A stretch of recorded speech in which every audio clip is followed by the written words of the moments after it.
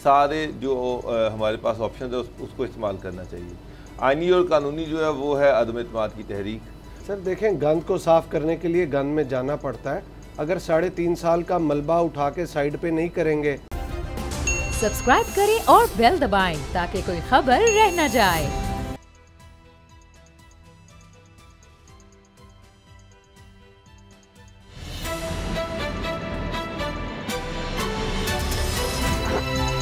अब पता चला। बिस्मिल्लाहिर्रहमानिर्रहीम, अस्सलाम वालेकुम। मैं हूं मोहम्मद उसामा गाजी और आप देख रहे हैं अब पता चला। खबर यह है कि इस बार शहबाज शरीफ ने की है परवास और नून लीग पीपल्स पार्टी में पुरानी मोहब्बत एक बार फिर जाग उठी है। लेकिन सवाल उठ रहे हैं कि ये मुलाकात दो पार्टियों के दरमियान थी या फिर दो खानदानों के दरमियान। कुछ हल्के इसे भुट्टो और शरीफ खानदान के दरमियान मुलाकात करार दे रहे हैं, जिसमें नून लीग के अहम रहनुमा एहसन इकबाल, शाहिद खाकान समेत दूसरे रहनुमा शरीक नहीं हुए, बल्कि शाहिद खाकान अब्बासी की तरफ से एक बार फिर यूसुफ रज़ा गिलानी पर तनकीद नून लीग में इख्तलाफात को बेनकाब कर गई।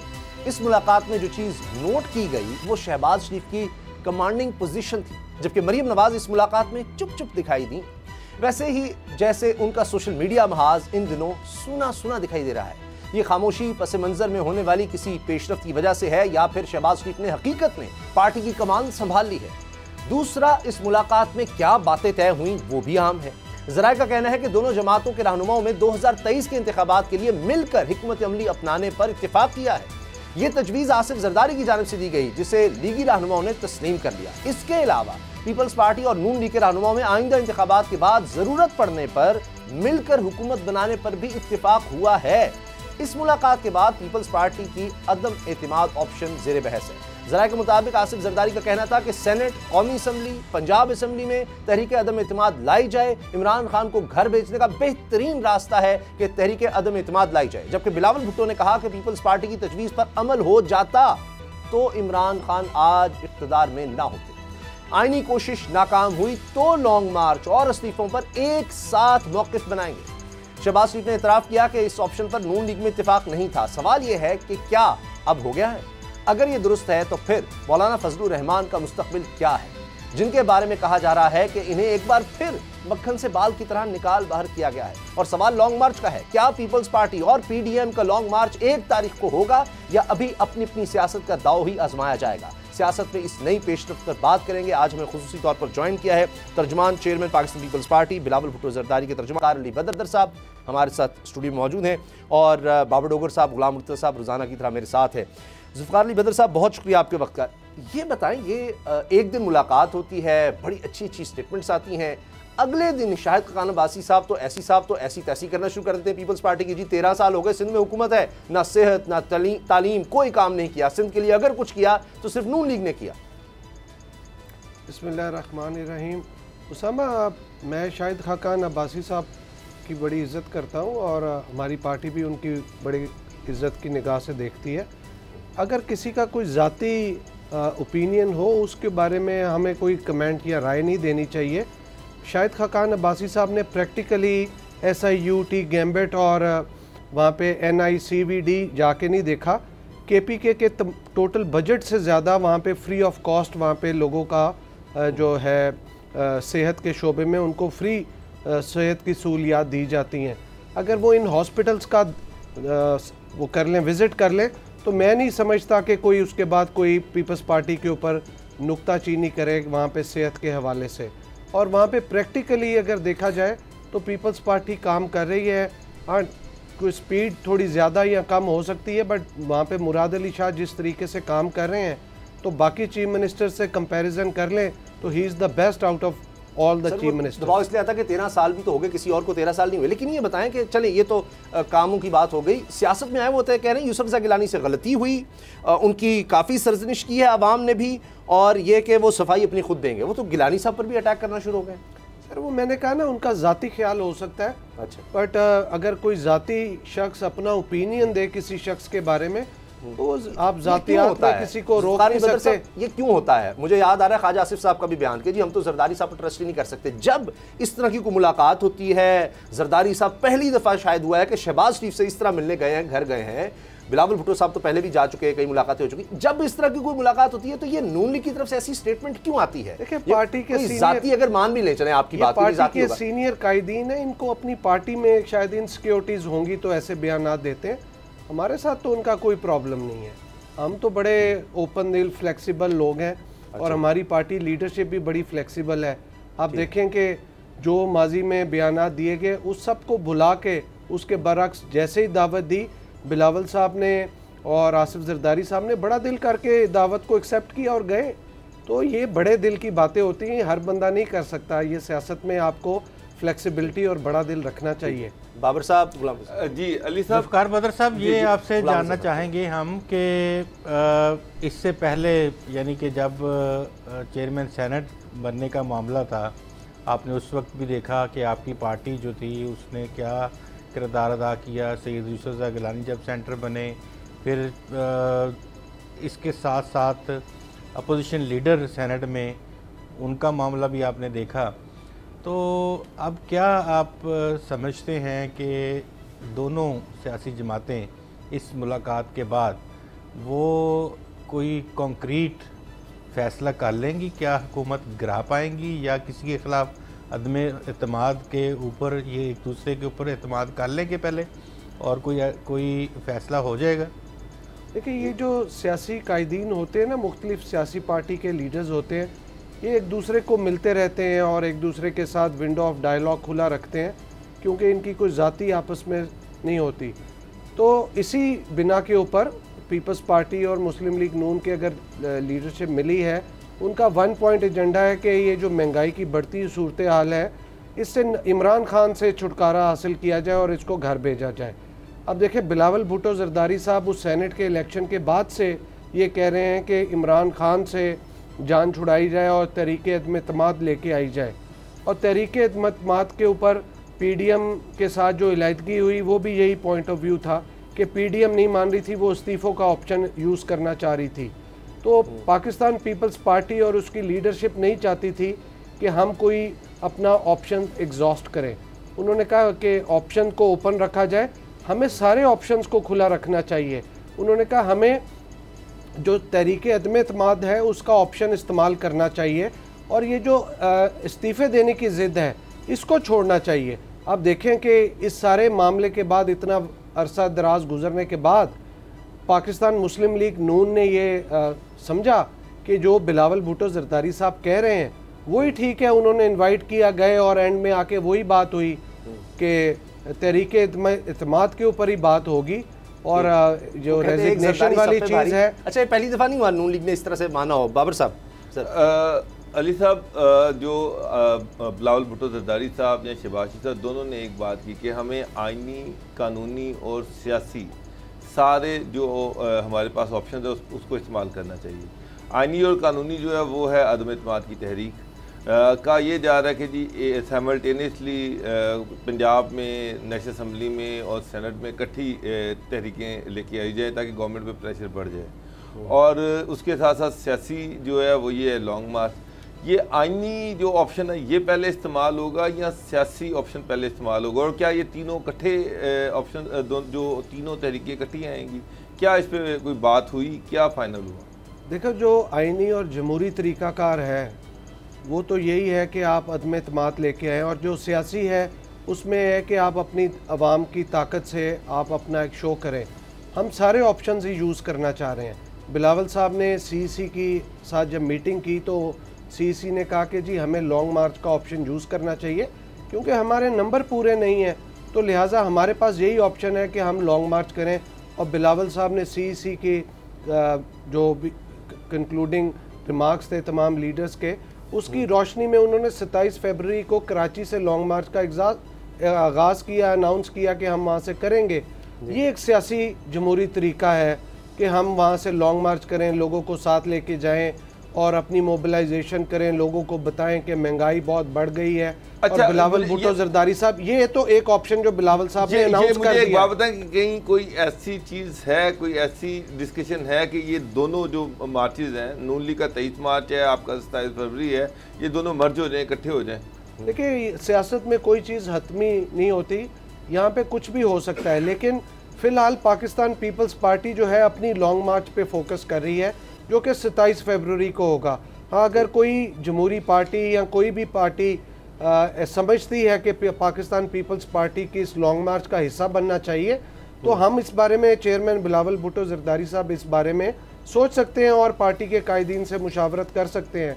लेकिन ये जो तहरीके इत्मीनात का ऑप्शन है, ये तमाम पॉलिटिकल पार्टीज़ को बिलावल साहब कह चुके हैं, और जिसके ऊपर PMLN ने अब समझा कि हमें इमरान खान से छुटकारा हासिल करने के लिए ऑप्शन को किया जाए, तो वो भी अपनी पार्टी के साथ मुशावरत कर रहे हैं, CEC के साथ, फिर PDM के साथ करेंगे, और फिर सारी मुशावरत करके बताएंगे कि इधर के इसको इस ऑप्शन को यूज़ करना है या नहीं। अदरवाइज़ लॉन्ग मार्च तो हो रही है, और इस महंगाई के ख़िलाफ़ बिलावल भुट्टो जरदारी साहब अलम उठाए बाहर निकले हैं तमाम पार्टी के लोगों के साथ, गली मोहल्ले, कस्बों, गाँव, खेतों खलियानों से लोगों को साथ लेके।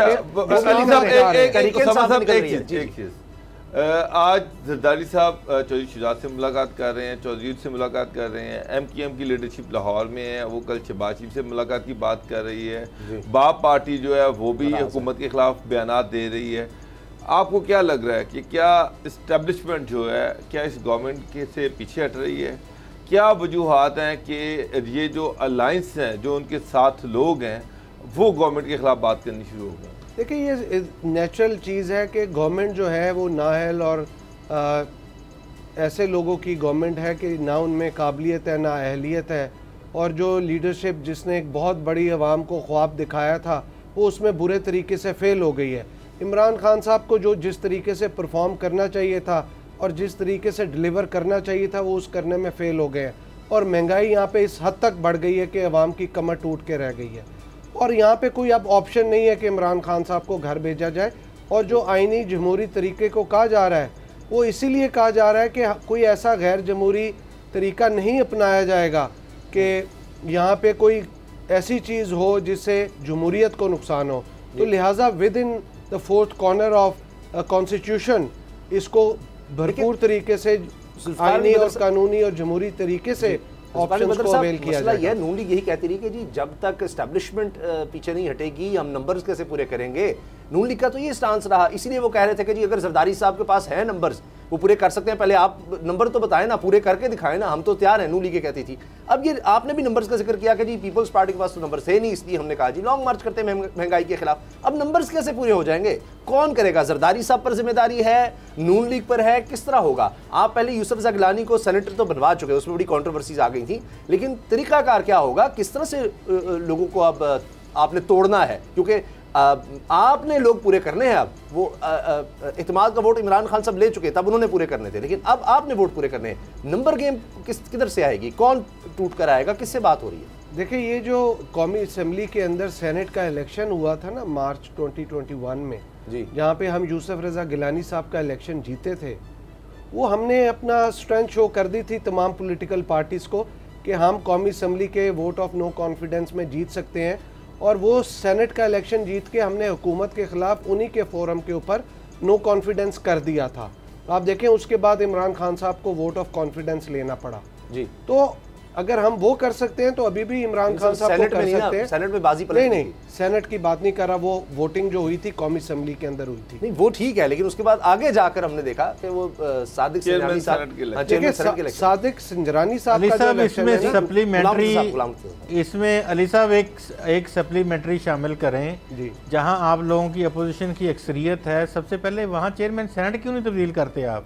सबसे पहले उधर जाएं। और दूसरी बात ये है, ये भी मुझे बताएं कि क्या आप 3.5 साल का खान साहब की गवर्नमेंट का मलबा आप अपने सार या नून लीग अपने साथ ले सकती है, और कैसे वो आगे मामलात को ठीक करेगी? कौन सी ऐसी गिदड़ सिंगी है जिसमें से डॉलर बरस आएंगे और आप जनाब मईशत को ठीक कर लेंगे दिनों में?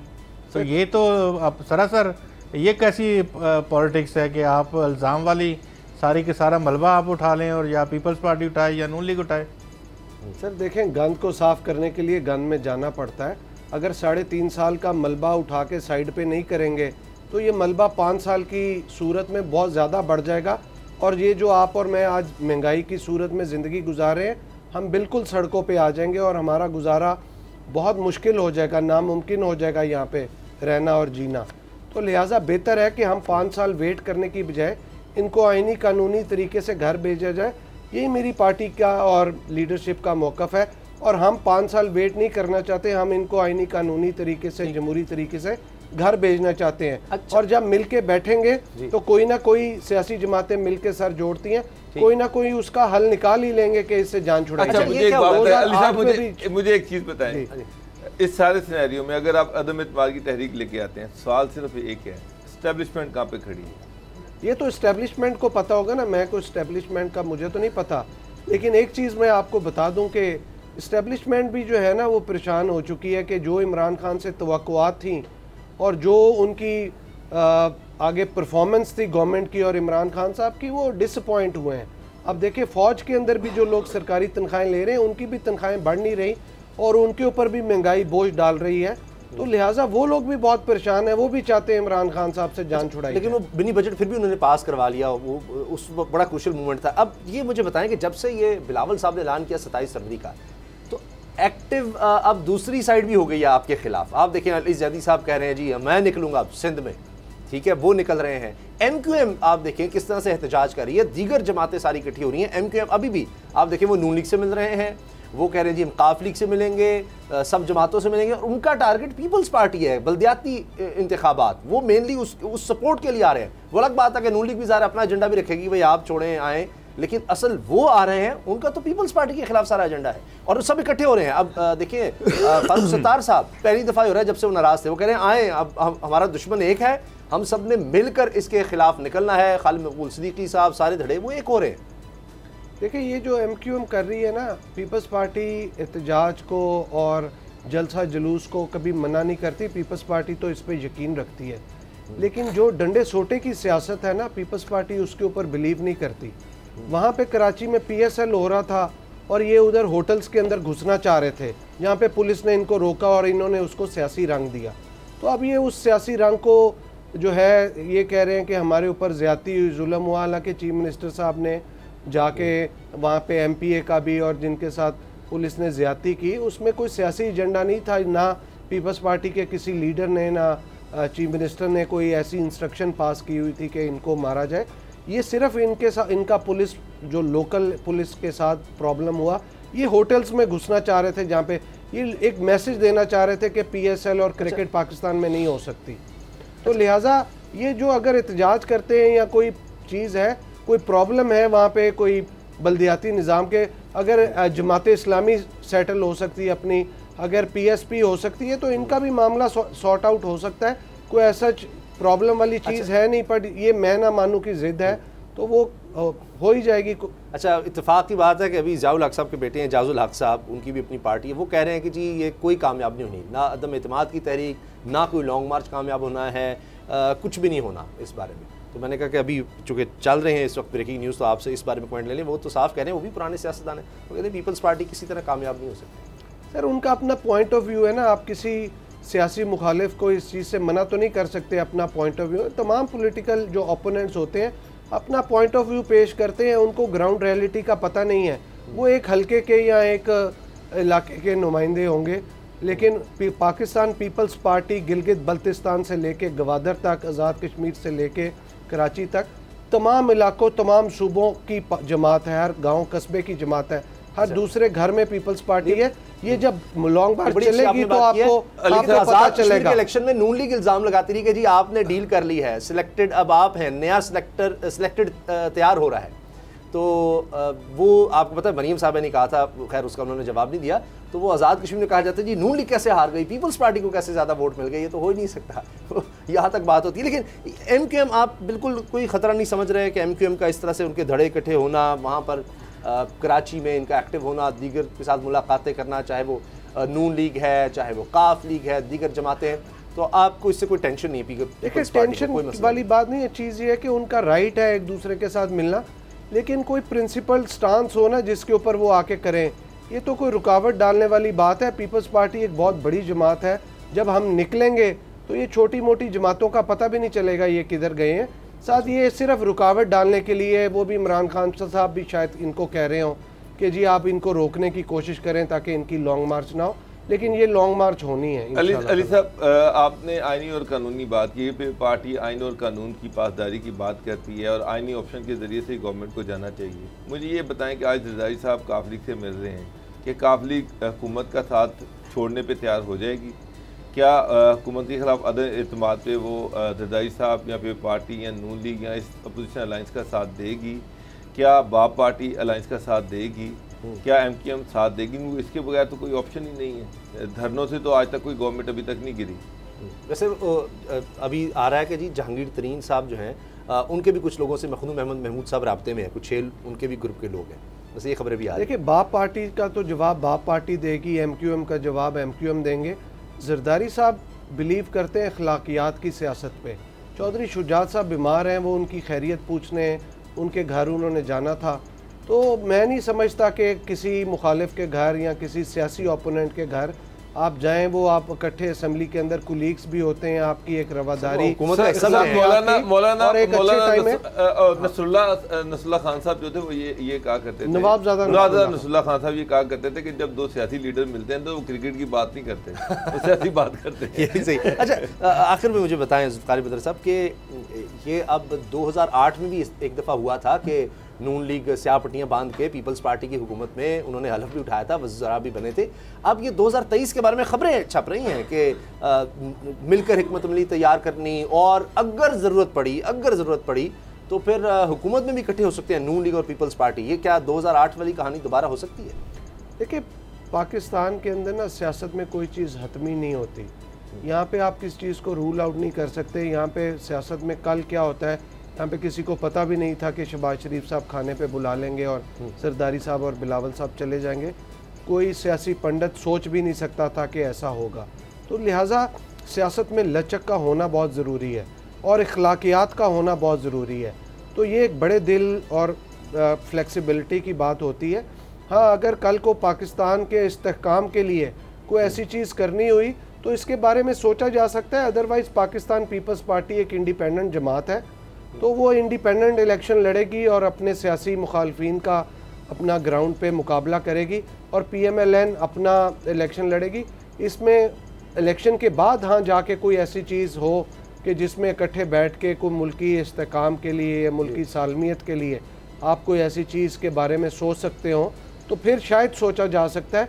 लेकिन इसको कबल अज़ वक्त कहना, ये तो अभी जब 2023 के इलेक्शन हो जाएंगे फिर पता चलेगा कि क्या है। लेकिन उससे पहले आपकी कोशिश है कि कोई इन हाउस चेंज आ जाए, इलेक्शन 23 में ही हो इन हाउस, क्योंकि नून लीग तो चाहती है ना फौरी इलेक्शन, पहले चाहती थी, अब तो जरदारी साहब ने मना लिया। जिस तरह मियां नवाज साहब बाइकआउट करना चाहते थे 2008 के इलेक्शंस का, फिर जरदारी साहब ने मना लिया और वो फिर इलेक्शन में आ गए और इमरान खान साहब पीछे रह गए थे, वो भी वक्त था। तो ये देर से शायद पीछे आते हैं। बड़ी पोलिटिकली मैच्योर जमात है और इसकी लीडरशिप भी बड़ी मैच्योर है, तो ये सारी चीज़ें सोच के फैसले लेती है क्योंकि विजन का होना बड़ा इम्पोर्टेंट है। और इसीलिए सोच के मियां नवाज शरीफ साहब को मना किया था कि आप बाइकाट ना करें।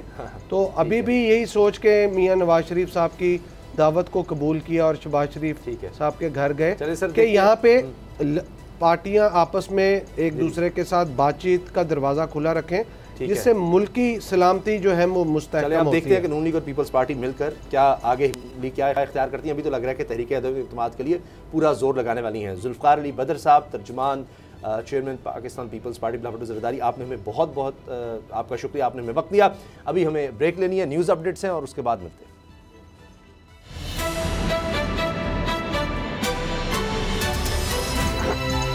अब पता चला।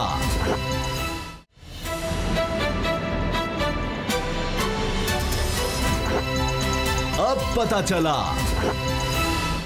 वज़ीर-ए-आज़म पाकिस्तान इमरान खान साहब का चीन का दौरा मुकम्मल होते ही एक और ख़बर आ गई कि अब वो इसी महीने के आखिर में रूस का भी दौरा करेंगे। अब मौजूदा सूरत हाल में जहां अमेरिका और उसके इत्तेहादी रूस के ख़िलाफ़ फ़ौजें भेज रहे हैं, बहरी बेड़े भेज रहे हैं, जहाज़ तैयार हैं कि जी यूक्रेन पर किसी भी वक्त हमला हो सकता है रूस की तरफ से और उसको रोकना है, सब ममालिक इस काम पर लगे हुए हैं। ऐसे वक्त में इमरान खान साहब का रूस का दौरा ये बड़ी अहमियत रखता है। क्या वजह है कि इमरान खान साहब ने ये ऐसे वक्त में फ़ैसला किया? क्या वो एब्सोल्युटली नॉट जो अमेरिका को कहा था अब बिल्कुल दूसरे ब्लॉक में जा रहा है, जबकि पाकिस्तान तो कहता है कि हमने किसी ग्रुप का, किसी ब्लॉक का, किसी धड़े का हिस्सा नहीं बनना। गुलाम रज़ा साहब, ये फ़ैसला ऐसे वक्त में ही क्यों? देखिए, सबसे अहम बात यह है कि ऐसे ममालिक के दौरे एकदम नहीं हुआ करते। दूसरी बात यह है कि इसमें हमारा कोई कमाल नहीं है कि उन्होंने हमें अब बुलाया है या वो 6 महीने बाद बुलाएंगे या साल बाद बुलाएंगे। इस तरह के दौरों के लिए हमेशा से राब्ते होते रहते हैं।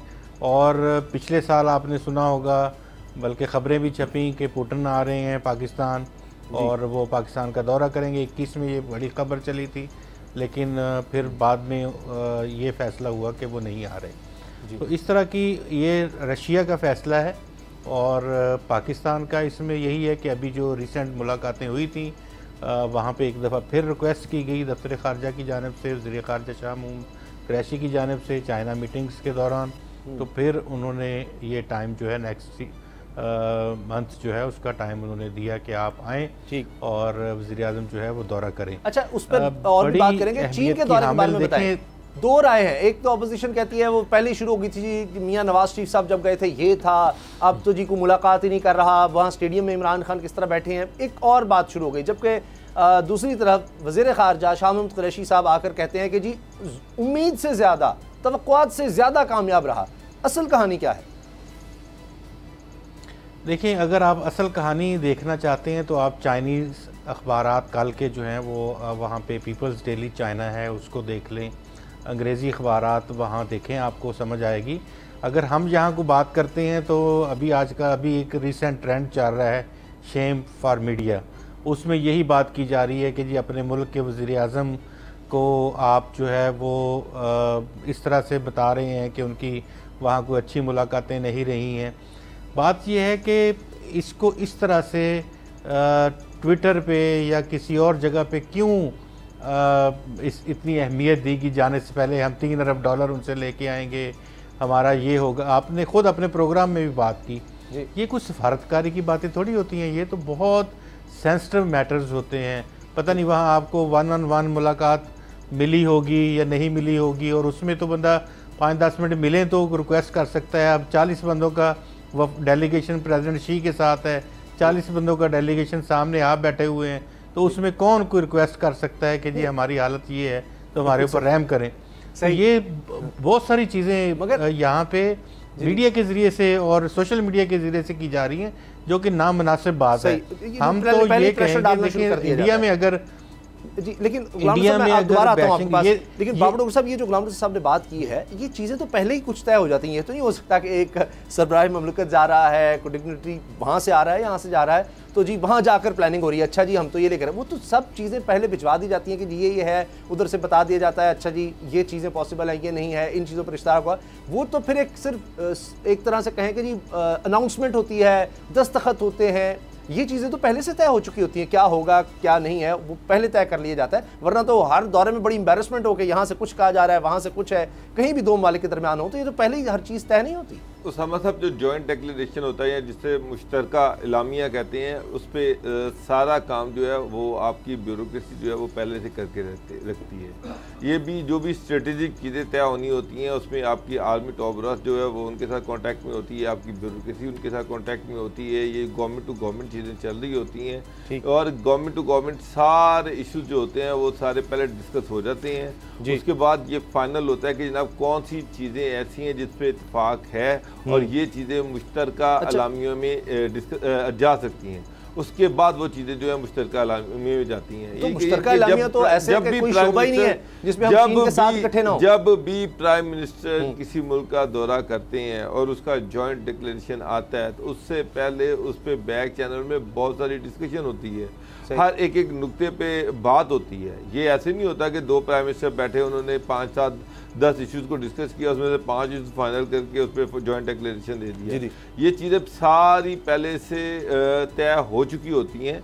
ये तो सिर्फ फाइनल स्ट्रोक होता है जब वो दो हेड ऑफ द स्टेट्स मिलते हैं तो उसमें वो जॉइंट अलामिया जो है उसकी अनाउंसमेंट कर दी जाती है। ठीक, अब ये गुलाम साहब जो जॉइंट डिक्लेरेशन या मुश्तरका अलामिया है उसमें तो ऐसे लगता है कि कोई ऐसा शोबा ही नहीं है जिसमें पाकिस्तान और चीन ने इकट्ठे काम नहीं करना, मिलकर काम नहीं करना, खित्ते के हवाले से आलमी सतह पर और मुल्की सतह पर भी हर शोबे में सेहत, तालीम, इक्तसादियात, मईशत, गवादर, ट्रांसपोर्ट, ज़राअत, हर सतह पर ताउन की बात की जा रही है। फिर वहाँ पर जो मीटिंग्स हुई हैं उसकी मैंने डिटेल देखी कि तमाम बड़ी जो वहाँ की कॉरपोरेशंस हैं, स्टेट ओन भी प्राइवेट भी, उनसे इमरान खान साहब की मुलाकात हुई है। बहुत से ऐसे हैं जिन्होंने पाकिस्तान में इन्वेस्टमेंट का कहा है कि उसको किस तरह से आगे बढ़ाना है। तो उस लिहाज से अगर देखें एलामिया, तो उसमें तो हमें बड़ी भरपूर चीज़ें नज़र आती हैं। देखिए, सबसे अहम जॉइंट कम्युनिके के अलावा जो आपके MOUs होते हैं वो सबसे ज़्यादा अहमियत के हामिल होते हैं। जॉइंट कम्युनिके चाइना से आपको हमेशा अच्छी खबर ही आएगी।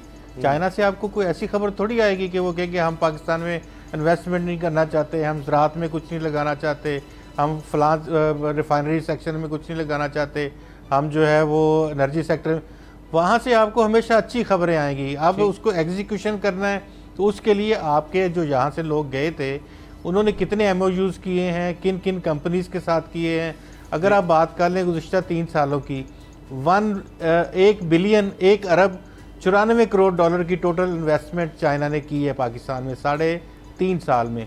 और अगर गुज़िश्ता 5 सालों की हम बात करते हैं जो कि पाकिस्तान मुस्लिम लीग नवाज का दौर था, तकरीबन 5 बिलियन डॉलर की उन्होंने सीधी इन्वेस्टमेंट, जो कि प्लेजेस की मैं बात नहीं कर रहा हूँ, सही ये वो इन्वेस्टमेंट है जो लैंड हो गई पाकिस्तान में, ठीक, वो उन्होंने 5 बिलियन से ज़ायद कुछ की थी, 5 बिलियन डॉलर। और ये इस 3.5 साल में की है 1.94, यानी कि 1 अरब 94 करोड़ डॉलर वो तो की सर है। आपकी बात तो स्टेट बैंक की भी स्टेटमेंट आ गई है कि जी चाइना से जो सरमायाकारी है उसमें कमी आई, लेकिन अब इस दौरे का मकसद तो यही होगा कि उसको दोबारा तेज किया जाए। अब खबर तो ये भी आई कि बोर्ड ऑफ इन्वेस्टमेंट पाकिस्तान और जो चाइना का है national development and reform commission, उसके दौरान मुआहदा हुआ है कि चीन की इंडस्ट्री को भी और पूरी दुनिया से जो इंडस्ट्री है उसको किस तरह से रिलोकेट करना है, पाकिस्तान लेकर आना है और दीगर काम। तो ये उनका एक इदारा है नेशनल लेवल का कमीशन का, जो अब बोर्ड ऑफ इन्वेस्टमेंट पाकिस्तान दोनों मिलकर करेंगे। तो ये तो इन्वेस्टमेंट बराह रास्त अब इन्वेस्टमेंट आएगी ना, कर्ज तो नहीं है। अहमियत की हामिल तो ये चीज़ है सामा गाजी साहब, अहमियत की हामिल तो ये है कि ML1 चाइना ने करना था, ML1 चाइना नहीं कर रहा। तो ये इसके बहुत सारी चीज़ें इसमें देखने वाली हैं, इसमें सोचने वाली हैं कि कौन इसमें रुकावट था, कौन क्या मांग रहा था, क्यों चाइना से पैसे मांगे जा रहे थे। उन्होंने कहा कि हम प्रोजेक्ट कर देते हैं, तो प्रोजेक्ट करवा लेते उनसे। अच्छा, बाकी चीजें कोई मसला नहीं, मॉडल है चाइनीज मॉडल में। एक बात आप रखें, चाइनीज मॉडल में नेट इन्वेस्टमेंट कोई नहीं, आपके हाथ में उन्होंने कुछ नहीं देना। उनसे आपने जो भी बात करनी है उनको जगह दिखा दें, उनको बता दें कि ये SME के लिए आप डेवलप कर दें, स्मॉल मीडियम एंटरप्राइजेज, छोटी इंडस्ट्रीज लगा दें, जहाँ आप रेल बना दें, वो उनमें आपको BOOT बेसिस के ऊपर आपके साथ प्रोजेक्ट कर लेंगे, आपके यहाँ इन्वेस्टमेंट कर देंगे। पहले 10-12 साल वो पैसा खुद कमाएंगे, उसके बाद प्रोजेक्ट आपको देके आपके जिम्मे कर देंगे। प्राइम मिनिस्टर के मुशीर हैं खालिद मंसूर साहब, ये मॉडल है चाइनीज हवाले से अब आए हैं कुछ अर्सा पहले उनकी तायनात। उन्होंने कहा जी जितने हर्डल्स थे, जो काम रुका हुआ था, स्लो था, जो भी था, वो सारा कुछ दूर हो गया, सारे तहफ़्फ़ुज़ात दूर हो गए। जी बाबर साहब, ये जो गवर्नमेंट टू गवर्नमेंट ये सारे ये जो होते हैं एलामिये जिन पे साइन किए जाते हैं या डिक्लेरेशन जो है, ये सारे अल्टीमेटली ये एग्जीक्यूट नहीं होते। शहबाज शरीफ के दौर में अगर 400 MOU साइन हुए तो सारे 20, 25, 30 जो थे वो प्रैक्टिकल हुए, जो कि जिस पे वो खुद गवर्नमेंट जो थी उन्होंने चढ़ाई की, वो हो गए। अब मेरा तो सबसे बड़ी बात पहला एहसास तो ये है कि पाकिस्तान में जो गवर्नमेंट है, यहाँ पर जो ब्यूरोक्रेसी है वो गवर्नमेंट के कंट्रोल में नहीं है। तो ये जब तक गवर्नमेंट जो यहाँ पर एक एफिशिएंट फाल किस्म की ब्यूरोक्रेसी नहीं होगी, इस तरह के एग्रीमेंट तोड़ चढ़ ही नहीं सकते। एक चीज़। दूसरी चीज़ ये है कि गवर्नमेंट को तो फ़िलहाल 3 अरब डॉलर की इमीडिएटली फौरी तौर पर ज़रूरत थी, और वो चाइना से कर्जा एक्सपेक्ट किया जा रहा था। इस एलामिये में उसका तो जिक्र ही कोई नहीं है कि चाइना कैश तो कुछ नहीं दे रहा। फिर बात अफ़गानिस्तान की हो रही है। अफ़गानिस्तान में शदीद क्राइसिस है। चाइना ने जो वादे किए थे अफ़गानिस्तान के हवाले से, वो वादे भी पूरे नहीं हुए।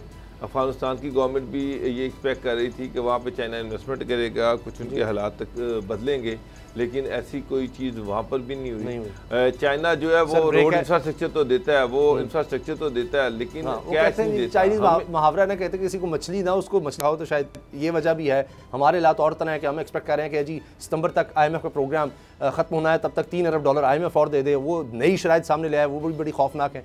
बहरहाल ब्रेक का चूँकि वक्त हो चुका है, ब्रेक के बाद बात करनी है कि दहशतगर्दी की ये लहर नई लहर है और हमले पर हमले हो रहे हैं, इसकी वजह क्या है। और अफ़गान तालिबान जो हैं वो भी इनकारी करे कि जी हमारी तरफ से कुछ नहीं हो रहा, अभी 5 हमारे जवान शहीद हुए हैं, क्रॉस बॉर्डर वहाँ से अटैक हुआ है। ब्रेक के बाद बात करते हैं।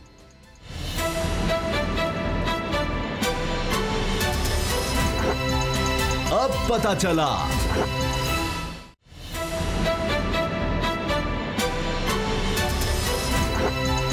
अब पता चला। दहशतगर्दी की लहर तेज़ होती नज़र आ रही है और वज़ीर दाखिला शेख रशीद साहब ने कुछ अर्सा पहले ये कहा था कि 2 महीने तक बड़ा ख़तरा है और दहशतगर्दी बढ़ सकती है, और ऐसा होता नज़र आ रहा है। पहले बलूचिस्तान में हमने देखा 2 मुख्तलिफ वाक़यात, FC हेडकोार्टर पर हमला होता है। अब इसके अलावा हम खैबर पख्तूनख्वा में भी देख रहे हैं। अब ताज़ा खबर ये है कि 5 जवान हमारे शहीद हुए हैं। अफ़गानिस्तान से ये हमला हुआ है और उसमें ISPR की तरफ से बात बताई गई है कि दहशतगर्दों ने अफ़गानिस्तान की तरफ से हमला किया, ये बॉर्डर एरिया में, और ना सिर्फ ये बल्कि TTP ने इसकी जिम्मेदारी भी कबूल की। अब मसला ये है बाबर डोगर साहब कि अफ़गान तालिबान कहते हैं कि जी हमारी सरजमीन तो इस्तेमाल ही नहीं हो रही। तो ये अब ये एक मसला नहीं पाकिस्तान के लिए बन गया कि जी वो हुकूमत तो चली गई, अफ़गान तालिबान वहाँ हैं, वो कुछ कर ही नहीं पाते, वो आगे से कहते हैं जी हमारी तरफ से तो ये हो ही नहीं रहा। तो ये पाकिस्तान के लिए एक नया मसला बन गया है। पहले अपने दहशतगर्दों से निपटना था, वो हम कर रहे हैं, अब वहाँ की सूरत हाल और ज़्यादा ख़राब हो गई है। लोगों का आना जाना, अब फैमिलीज़ आ रही हैं जा रही हैं, उनकी खुराक का भी मसला है, और बीच में ये दहशतगर्दी। उसामा साहब देखें, पाकिस्तान पे इस वक्त जो इकनॉमिक सूरत हाल जो ख़राब हुई है, उसकी सबसे बड़ी वजह वो अफ़गानिस्तान के हालात का ख़राब होना है। यहाँ पे डॉलर महंगा हुआ अफ़गानिस्तान के हालात की वजह से, गंदम की शॉर्टेज हुई अफ़गानिस्तान की वजह से, चीनी की शॉर्टेज हुई अफ़गानिस्तान की वजह से, बेतहाशा मटीरियल जो है वो अफ़गानिस्तान जा रहा है। पाकिस्तान दुनिया का वाहिद मुल्क है जो अफ़गानिस्तान में जो सूरत हाल है, जो सबसे ज़्यादा अफ़गानिस्तान की मदद कर रहा है वो पाकिस्तान है, इसमें कोई दो राय नहीं है। अब इशू ये है कि अफ़गानिस्तान से हम ये एक्सपेक्ट करते थे, तालिबान की गवर्नमेंट से हम ये एक्सपेक्ट कर रहे थे कि जनाब अगर अफ़गानिस्तान में एक प्रो पाकिस्तान गवर्नमेंट आती है तो इंडिया जो अफ़गानिस्तान की सरजमीन को इस्तेमाल कर रहा है पाकिस्तान के ख़िलाफ़, TT को जो स्पॉन्सर कर रहा है, तो ये चीज़ ख़त्म हो जाएगी। अगर अभी भी वहाँ पर TTP के स्प्लिंटेड हैं और वहाँ से पाकिस्तान में इस तरह की दहशतगर्दी की कार्रवाइयाँ कर रहे हैं, और जो दहशतगर्दी की आजकल कार्रवाइयाँ हो रही हैं, वाज़ेह तौर पर नज़र आ रहा है कि दुश्मन परेशान है। पाकिस्तान में PSL हो रही है, कराची में PSL हो रही है, अब PSL लाहौर में ट्रांसफ़र हो रही है। आप देखें कि सारी दुनिया के प्लेयर्स जो हैं वो पाकिस्तान में आए हुए हैं और बड़े पुरअमन तरीके से हो रही है, और ये पाकिस्तान के खिलाफ एक वाज़ेह तौर पर एक साजिश है। आगे ऑस्ट्रेलिया जो है उससे बातचीत चल रही है, इंग्लैंड से बातचीत चल रही है, वहाँ की टीमें पाकिस्तान में आने के हवाले से जो है चीज़ें आलमोस्ट फाइनल हैं। तो पाकिस्तान की जो दुश्मन चाह रहा था, इंडिया जो पाकिस्तान को दुनिया में आइसोलेट करना चाह रहा था, इंडिया की जो साजिश कर रहा था कि पाकिस्तान में कोई बाहर से ना आए और पाकिस्तान में दहशतगर्दी जो है वो इसी तरह से रहे, पाकिस्तान दुनिया से कटा रहे, तो वो चीज़ें अब ख़त्म हो रही हैं। तो जो मुझे लग रहा है कि ये आखिरी एफर्ट की जा रही है कि किसी तरीके से पाकिस्तान का अमन तबाह किया जाए। हमारे फ़ौजी जवान जो हैं वो शहादतें दे रहे हैं, लेकिन इशू ये है कि तालिबान गवर्नमेंट को हमें ज़ोर देना पड़ेगा, मजबूर करना पड़ेगा, फोर्स करना पड़ेगा, और उनके साथ सख्ती से बात भी करनी पड़ेगी अगर ज़रूरत पड़े तो, कि ये जो अफ़गानिस्तान से की सरजमीन दोबारा पाकिस्तान के खिलाफ इस्तेमाल हो रही, ये नहीं होनी चाहिए। देखिए, हमारे पाकिस्तान में जो इकनॉमिक क्राइसिस है उसकी एक बड़ी वजह अफ़गानिस्तान है, वहाँ के माशी हालात हैं।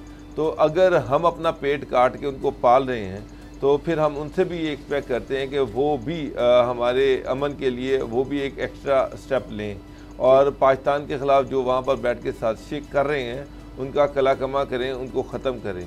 अगर नहीं करते तो फिर पाकिस्तान को भी अपनी पॉलिसीज़ पे नज़रसानी करनी चाहिए। अच्छा गुलाम साहब, काउंटर भी इसका किया जा रहा है, जिसमें हम देख रहे हैं कि अभी ये खुदकुश हमलावर को हलाक किया गया, एक इस तरह इनका कमांडर था, बुर्का पहनकर भागने की कोशिश कर रहा था, उसको गिरफ्तार किया गया। गिरफ्तारी बहुत ज़्यादा अहम होती है क्योंकि उससे फिर पता चलता है कि और कहाँ है, उनको भी पकड़ा जा सकता है। और ये हॉस्टेज सिचुएशन थी जो बलूचिस्तान में क्रिएट की गई, FC हेडक्वार्टर पर जो हमला हुआ और उसमें फिर 20 दहशतगर्द मारे गए। ये कोई यकीनन कोई आसान ऑपरेशन नहीं था, लेकिन ये उसके बाद फिर 5 हमारे जवान शहीद, ये एक तसलसल नज़र आ रहा है। और ये ऐसे जैसे जंग किसी कैफियत हो, यानी इतनी बड़ी तादाद में आकर हमला करते हैं, तो ये किस तरह से इतना ज़्यादा ये रीग्रुप हो गए हैं। कभी ये कहा जाता है कि चूंकि इनको लग रहा है कि जी अफगानिस्तान में रहना मुश्किल हो जाएगा, तो ये अपने सर्वाइवल की एक आखिरी जंग की सी कैफियत है। इसमें सबसे अहम बात कुछ इस तरह से है कि जो हमने एक वक्त दिया तहरीक तालिबान पाकिस्तान को बातचीत का और उनको इंगेज किया, मैं ज़ाती तौर पे ये समझता हूँ कि उस वक्त में ये तमाम लोग रीग्रुप हो गए, क्योंकि वक्त मिल गया, फिर फैसिलिटेशंस मिल गई, वहाँ पे तालिबान की हुकूमत थी, अफ़गान तालिबान की, तो इनको रोक टोक नहीं वो हो सकी जो होनी चाहिए थी। ये वो वक्त था जिस वक्त इनका कला कमा किया जा सकता था, लेकिन ये रीऑर्गेनाइज हो गए और अब दोबारा अपने स्लीपर सेल को भी इन्होंने जगा लिया। पैसे भी इनको बाहर से फंडिंग हो रही है, भारत से भी और दीगर ममालिक की जानिब से भी। तो अब वो गेम खेल रहे हैं जो कि अमेरिका अधूरी छोड़ गया था यहाँ पे। तो उस तनाजुर में अगर हम ये देखें तो टफ़ है, लेकिन अल्हम्दुलिल्लाह हमें अपनी मुसल्लह अफ़वाज पर पूरा यकीन है और पूरा एतमाद है। वो हर तरह से इस जो लानत है इसका मुकाबला कर रहे हैं और मुकाबला करेंगे और इसको ख़त्म करके दम लेंगे। हमारे IBOs जो हैं वो एक्टिव हैं, रोज़ाना की बुनियाद पे इंटेलिजेंस बेस्ड ऑपरेशंस हो रहे हैं, हमारे पास इत्तला आती है, हमें पता चलता है। सबसे बड़ी बात आपका इंटेलिजेंस नेटवर्क होता है जो कि हमारा अल्हम्दुलिल्लाह पूरे बलूचिस्तान में और सरहद के साथ साथ पूरे हमारे डिफरेंट लाइन पे हमारा नेटवर्क मौजूद है। ठीक। और कभी कभार ऐसा होता है कि दुश्मन घात लगाए बैठा है और रात के अंधेरे में या किसी ऐसे वक्त में हमारी फोर्सेस पे हमला आवर होता है और उसमें हमारे जवान ऑफिसर्स जामे शहादत नोश करते हैं। लेकिन ये जिस तरह से हमने पहले जंग लड़ी और इनको भगाया यहाँ से, नॉर्थ वज़ीरिस्तान से, बाकी तमाम इलाकों से, तो जाहिर है कि ये एक ज़ख्मी सांप की तरह हैं। इनको वक्त अब देना जो है वो मुनासिब नहीं है। जो अफ़गान तालिबान हैं उनके साथ नेगोशिएशंस किया जाए कि वो जिस हद तक भी हो सके इनसे अपने आप को अलहदा करें, और पाकिस्तान की जो फोर्सेस हैं वो अपना काम कर रही हैं और इनको बहुत जल्द इंशाअल्लाह इनको कैफरे किरदार तक पहुंचा देंगी। लेकिन इसमें जो इंटरनेशनल फैक्टर्स हैं सही, उनको ज़रूर स्टडी किया जाए और उनको एड्रेस किया जाए। अब जहाँ से भी अमेरिका गया है तबाही फैलाकर, वो उसके बाद इलाका संभल नहीं सका, शाम, लिबिया, इराक। बाबर डोगर साहब, तो ये क्यों इस तरह, ये पॉलिसी होती है कि जी अब ये रशिया, चीन ये उभर सकते हैं, मतलब रशिया के साथ तो पुरानी चल रही थी, अब चीन उभरती ताकत है, वो सुपर पावर बनने जा रहा है, तो उसके हमसाये में ऐसा कुछ आग लगा दो और उसमें हम मसले में घिरे हुए हैं। पहले रूस के चक्कर में पिछले 40 साल हम यही भुगत रहे हैं, तो ये कब तक होता रहेगा? उसामा साहब, ऑफ कोर्स अमेरिका जब जाता है तो वो जाहिर बात है कि वो तो नहीं चाहेगा कि उस खिते में डेवलपमेंट हो। वहाँ पर एक तो उस पर ये था कि वो ये जंग हार के गया, जब वो जंग हार के गया तो अब वो ये चाह रहा है कि अफगानिस्तान में बदअमनी हो, अफरा तफरी हो, खाना जंगी हो, और अगर अफगानिस्तान के हालात ख़राब होते हैं तो सेंट्रल एशिया के हालात ख़राब हो जाते हैं। आप पाकिस्तान जो है, हम जो कनेक्टिविटी की बात कर रहे हैं कि पाकिस्तान और सेंट्रल एशिया के साथ जो कनेक्टिविटी की बात भारत भी उसके खिलाफ है, अमेरिका वो सारा कुछ जो है वो ख़राब हो जाता है। ऐसे वक्त में अब जब प्राइम मिनिस्टर जो है वो चाइना गए हुए हैं और आप देखें कराची में बलूचिस्तान में दहशतगर्दी की कार्रवाइयाँ शुरू हो गई, तो उसका उस सारी चीज़ों के पीछे कोई ना कोई एक ऑब्जेक्टिव होता है। तो अब मसला ये है कि चाइना को भी आगे आना चाहिए, रशिया को भी आगे आना चाहिए, इनको भी अफगानिस्तान की डेवलपमेंट में हिस्सा डालना चाहिए अपना। अब चाइना जो है अगर रीजनल, अगर वो ये चाहता है कि रीजन में उसका इन्फ्लुएंस बढ़े, असर रसूख बढ़े, तो ये खाली जुबानी कलामी नहीं हो सकता, उसको अपनी जो पॉलिसीज है वो चेंज करनी पड़ेंगी। अगर वो ये समझता है कि खाली वहाँ पे इन्वेस्टमेंट करने से मामला ठीक हो जाते हैं तो वो नहीं ठीक हो सकते। चाइना को वहाँ पर प्रैक्टिकली वहाँ पर उनकी मदद करनी पड़ेगी, वहाँ पर उनको पैसे देने पड़ेंगे। तो जब तक चाइना इस रोल में नहीं आएगा उसकी क्रेडिबिलिटी उस तरह से नहीं बन सकती। टाइम मेरे पास बहुत कम रह गया हमारे पास, क्योंकि अब आप हेडलाइंस भी देख सकेंगे। प्रोग्राम देखने का शुक्रिया, इजाज़त दीजिए, अल्लाह हाफ़िज़।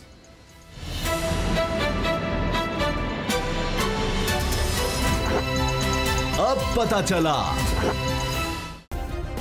सब्सक्राइब करें और बेल दबाएं ताकि कोई खबर रह न जाए।